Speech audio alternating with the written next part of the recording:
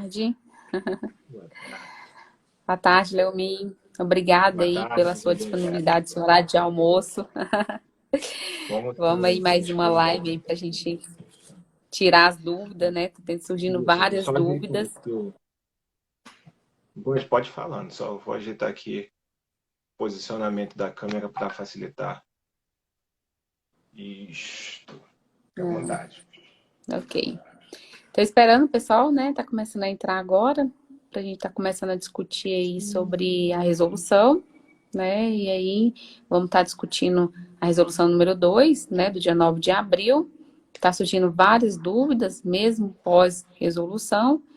E aí eu quero agradecer primeiramente aí sua disponibilidade como voluntário de estar ajudando aí nessa discussão da resolução. O primeiro comentário que eu queria fazer aqui é que a lei, ela não fala de coronavírus, ela fala de período de emergência e calamidade. Então, isso é muito ruim, o FNDE só está regulamentando e falando muito do coronavírus, porque tem outros casos de calamidade, principalmente, vamos supor, tem município que tem enchente direto e tem decreto de calamidade pública.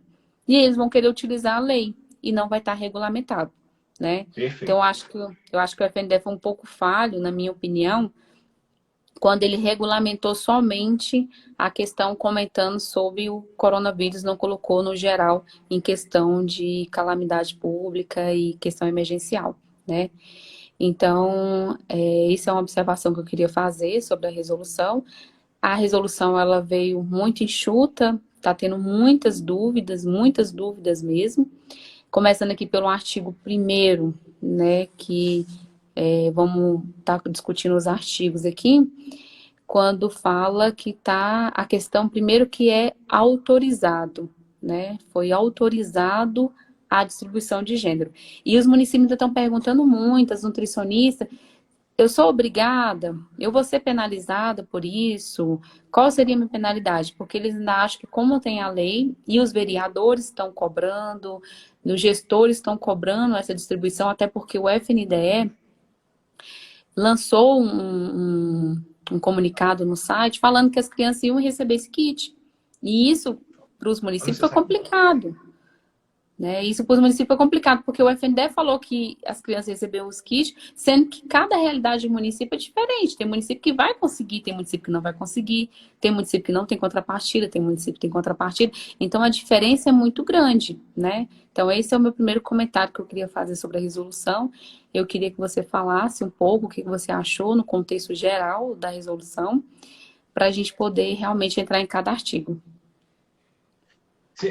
Na minha visão, na verdade, a minha análise é bem objetiva sobre a resolução. Eu não senti... Depois de ter conhecido, eu não senti falta dela. Não precisaria, não tem nada na resolução que se poder, demandaria uma publicação, uma resolução semelhante a ela, para fazer o que já é necessário. Por exemplo, a gente distribuir alimentação que está alimentos em estoque que estão prestes a vencer. Eu já falei na live da semana passada, mas vou repetir. Não precisaria de uma lei para falar isso. O risco de perder o alimento, o risco de prejuízo, de causar dano, pela lei de propriedade administrativa, já moveria o administrador a tomar uma medida de fazer doação, seja lá para quem fosse, para garantir que aquele alimento não fosse perdido. Então, não precisaria de uma lei para isso. Mas eu fiz uma licitação, as aulas estão suspensas e eu preciso atender as pessoas em estado de vulnerabilidade, somente as que estão em estado de vulnerabilidade. Eu também não precisaria de uma norma só para me dizer isso. Eu poderia utilizar o bom senso, o princípio da eficiência, o princípio da dignidade da pessoa humana, de dar uma destinação correta para quem mais precisa, garantindo a ela a subsistência mínima. Então, eu poderia, por princípios constitucionais, resolver isso. Eu comentei semana passada a questão de fazer de possibilitar a chamada pública à distância. Não precisaria disso. Só o fato de a gente ter um decreto legislativo do governo que atinge, né, como em status federal, o estado de calamidade pública, isso já pressupõe que o máximo de atividade que pudesse ser evitado do ponto de vista presencial e levar para o remoto já é esperado. É como se a gente tivesse um terremoto, a gente precisasse de uma lei para dizer que no terremoto a gente vai buscar modos de subsistência, proteção, assim ou de outro jeito. Não precisaria, na verdade.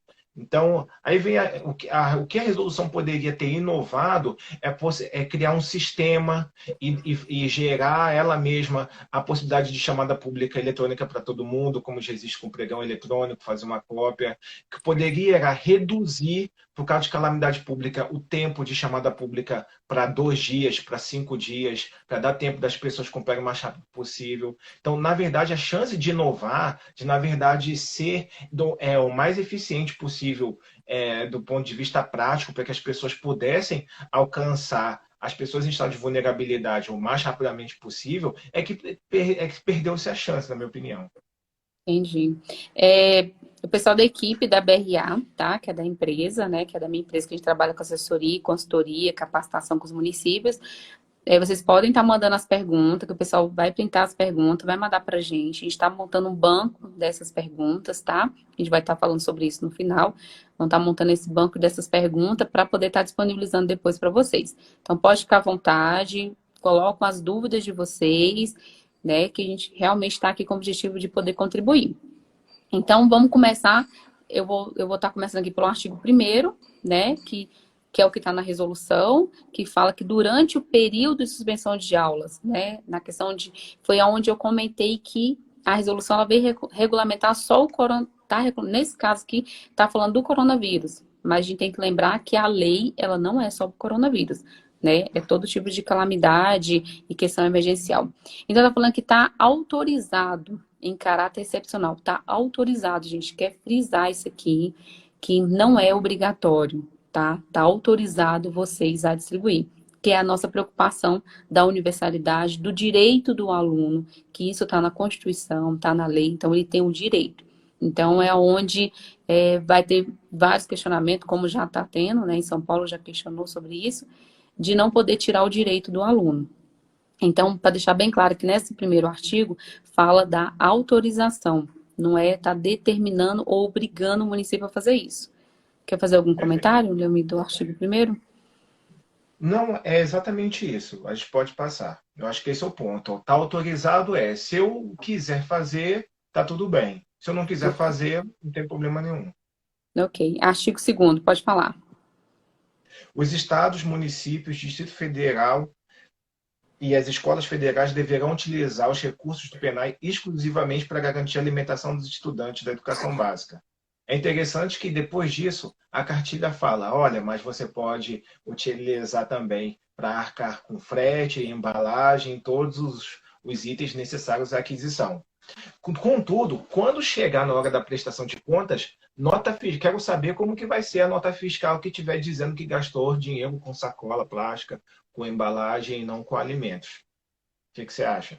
Isso é complicado. Tanto que na resolução, eu trabalhava no FNDE nessa época, foi até a Marcha das Margaridas, que solicitou para colocar isso na resolução, que o preço, principalmente da agricultura familiar, já tivesse embutido no valor o preço de logística, embalagem, insumos e tudo. Então, lembrando que a resolução prevalece, né, as determinações da resolução prevalecem. O preço tem que estar embutido no produto. Vocês não vão poder pegar recurso do PNAE para pagar serviço ou algo que não seja um alimento. Vamos supor, sacola, luva. Eu preciso da luva, da máscara. Por isso que a gente tem que tomar cuidado.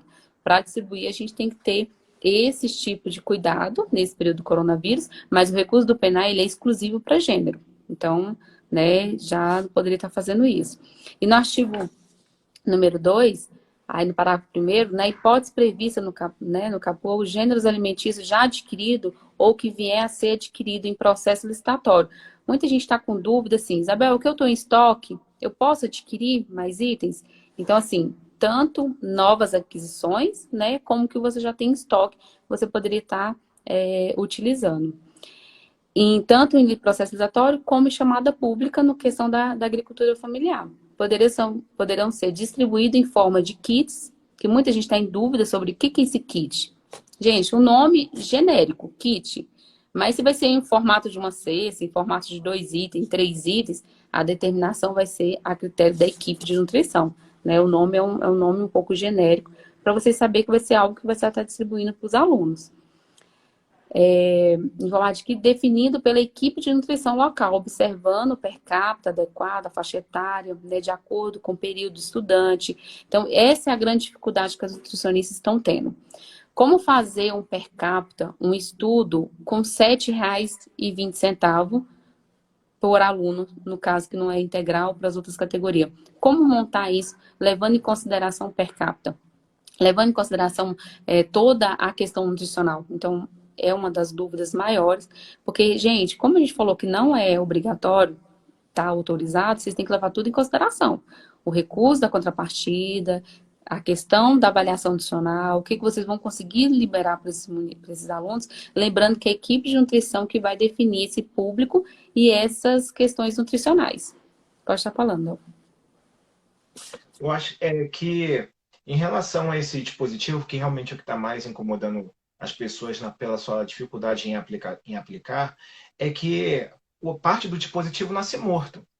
Por esse contexto que você passa, quando você fala que você tem R$ 7,20, R$ 8, vou dar uma lambuja, R$ 10 por mês por aluno, você ter que ainda se preocupar em adequar em relação a uma qualidade nutricional, observando ainda a quantidade de refeições, observando ainda uma série de critérios. Quando, na verdade, se é calamidade pública, o que você mais espera é uma condição de subsistência. Ou quando as pessoas estão em guerra, elas se preocupam em fazer determinada dieta, ou têm condições de fazer aquilo que elas faziam de forma ideal, ir à academia, ir ao supermercado. Não, a situação de calamidade pressupõe condições anormais, condições complicadas de se cumprir isso. Eu entendo que do ponto de vista político, do ponto de vista até de manutenção das responsabilidades e da importância dos responsáveis técnicos, era interessante, era valoroso frisar isso. Mas, do ponto de vista prático, tinha que ter uma flexibilização para isso. Então, o que vai forçar? Todo mundo vai justificar que é impossível atender esse parâmetro.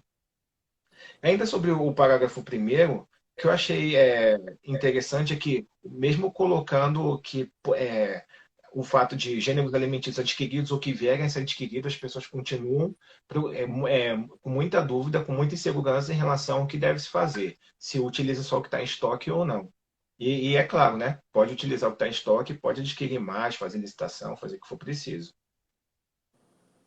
O fato de ser em forma de kit tem um erro técnico aí na elaboração da resolução, porque, na verdade, o primeiro artigo da resolução teria que ser definindo os conceitos. Para esta resolução, kit é uma cesta com itens de alimentos, assim, assim, assado.